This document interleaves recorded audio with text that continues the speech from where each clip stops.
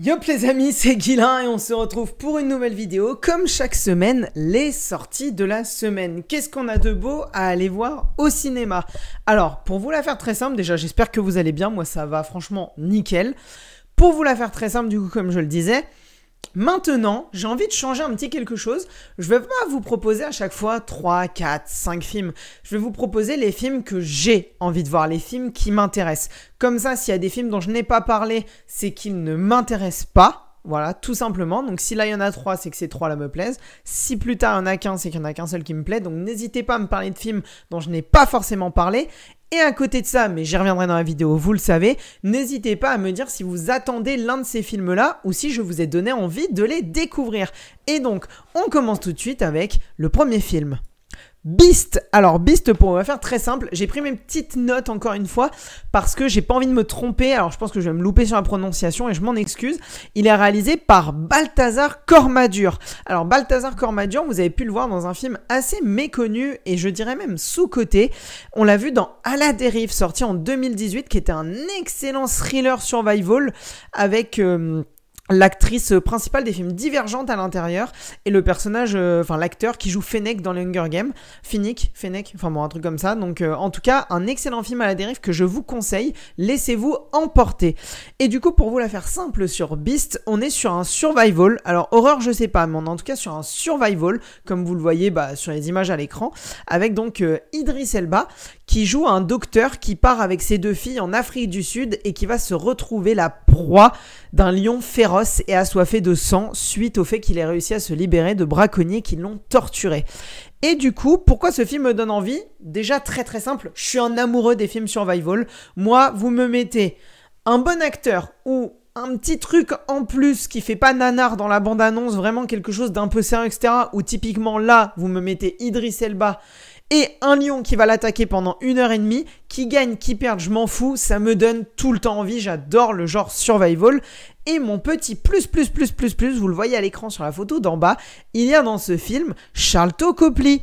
Et Sharlto Copley, pour vous en parler très rapidement, c'est un acteur que j'aime énormément. C'est un acteur qui joue dans tous les films de Neil Blomkamp puisqu'ils étaient amis durant leur jeunesse et que lorsque Neil Blomkamp est devenu réalisateur, il a décidé de faire jouer son ami Sharlto Copley dans son premier film District 9 que je vous conseille énormément. D'ailleurs, les 3 films de Neil Blomkamp, je vous les conseille et j'en parle très bientôt dans une prochaine vidéo. On va pas aller plus loin.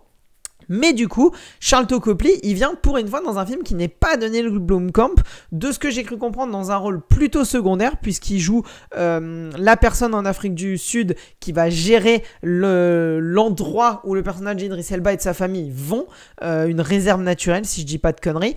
Mais quoi qu'il en soit, je vous avoue que Sharlto Copley, Idris Elba et un survival avec un lion, moi, ils m'ont tout de suite eu et j'y serai.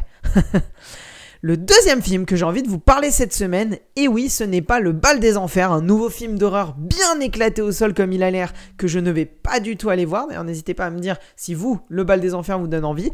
Mais Les Volets Verts. Alors, qu'est-ce que Les Volets Verts? Eh bien, pour vous la faire simple, Les Volets Verts, c'est réalisé par Jean Becker. Alors, c'est un réalisateur français assez âgé qui a fait plus d'une dizaine, quinzaine, vingtaine, trentaine de films. Je ne vais pas tous vous les citer, mais j'ai décidé de vous en citer un qui est un excellent film français que je vous conseille avec Gérard Depardieu comme Les Volets Verts, mais on en parle tout de suite, c'est La Tête en friche. Et La Tête en friche, vraiment, c'est un film français, si vous ne l'avez pas vu, qui est magnifique, vraiment, c'est un très très beau film et je vous conseille de le voir. Et pour vous la faire simple, pour Les Volets Verts, donc on est adapté, si je dis pas de bêtises, d'un roman ou d'une pièce de théâtre, je sais plus exactement, en tout cas c'est une adaptation, mais du coup le personnage de Gérard Depardieu joue un acteur qui, malgré une grande réussite dans les années 70-80 dans le monde du spectacle, eh bien va tout simplement tirer un portrait larmoyant, si je puis dire, de sa propre vie, de son existence et de ce qu'il va léguer et surtout de son amour perdu. On va avoir dans 2 rôles secondaire, un personnage qui va être cet amour perdu avec Fanny Ardant et un personnage qui a l'air de jouer l'un de ses meilleurs amis, joué par Benoît Poelvoorde comme on le voit juste ici. Et je vous avoue, quand j'ai vu ce film, quand j'ai vu cette bande-annonce, ça m'a intéressé parce que quoi qu'il en soit, quoi qu'on pense du personnage, Gérard Depardieu était, est et sera l'un des plus grands acteurs français qu'on ait pu connaître. Peut-être aussi un énorme gâchis, il faut le dire, à partir d'un certain moment. Mais un très grand acteur français qui, sans lui, il y a certains films qu'on n'aurait jamais eu. Et du coup, je pense qu'aujourd'hui, Les Volets Verts, eh ben, ça va être son film testament. Ça va être son dernier au revoir, son dernier adieu au cinéma français, son dernier adieu à nous, le public, qui, quoi qu'il en soit, on l'a suivi. Moi, Gérard Depardieu, c'est pas un acteur où j'ai vu tous ses films. C'est une personne que je ne connais très peu sa vie privée et les différents problèmes qu'il a eu, parce que ça a eu lieu à une époque où moi, j'étais trop jeune et je m'y intéressais pas. Et c'est peut-être quelque chose qui me fausse aussi sur le personnage et qui me donne envie par rapport à ses détracteurs. Mais en tout cas, aujourd'hui, je trouve que ce film mêlait complètement le mythe avec l'histoire du film et la réalité, avec l'histoire de la vie de Depardieu.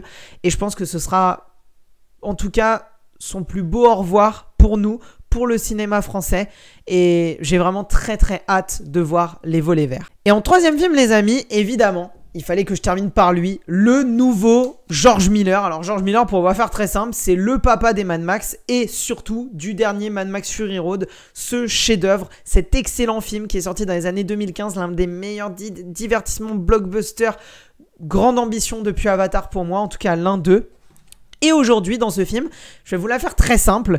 Idris Elba, il joue un génie, un petit peu à la Aladdin, qui souhaite réaliser 3 vœux à celui qui le sauvera pour se libérer. Et le personnage de Tilda Swinton, va le libérer. Et c'est une femme plutôt simple, assez érudite, si je puis dire, qui tout simplement sait que les contes avec des génies finissent toujours mal. Et donc qui va décider de ne pas faire de vœux, mais que lui raconte son histoire. Une histoire qui va mêler romance, fantaisie, drame, et qui va mener, on ne sait pas encore à quoi, à un vœu tout à fait extraordinaire, ou en tout cas particulier, et avec une certaine singularité. 3000 ans à t'attendre, c'est un film qui a l'air d'être complètement hors du champ cinématographique actuel. Un film qui va nous faire passer spectateurs par toutes les émotions avec 2 grands acteurs. En plus, Idris Elba qui a 2 films à lui qui sortent cette semaine. Et très sincèrement, 3000 ans à t'attendre, c'est l'une de mes attentes de l'année. Je n'ai pour l'instant vu aucun retour et je ne veux pas voir de retour sur ce film. Je vais aller le voir, je vais vous en parler. Comme je pense chacun des films qui sont là, parce qu'on est sur une semaine cinéma qui me donne personnellement très envie et peut-être l'une des plus belles de l'année.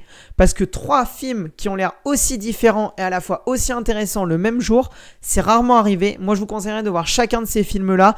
En tout cas, les amis, je vous remercie d'avoir été là sur cette nouvelle vidéo et je vous dis à très très vite. N'hésitez pas, comme d'habitude, à mettre un petit pouce bleu, vous le savez, ça fait plaisir, à vous abonner si ce n'est pas déjà fait pour ne pas louper les prochaines vidéos. Et en attendant, je vous dis à très très vite, c'était Guilain et surtout n'oubliez pas, regardez des films, c'est bien, les comprendre, c'est mieux. Ciao ciao les amis.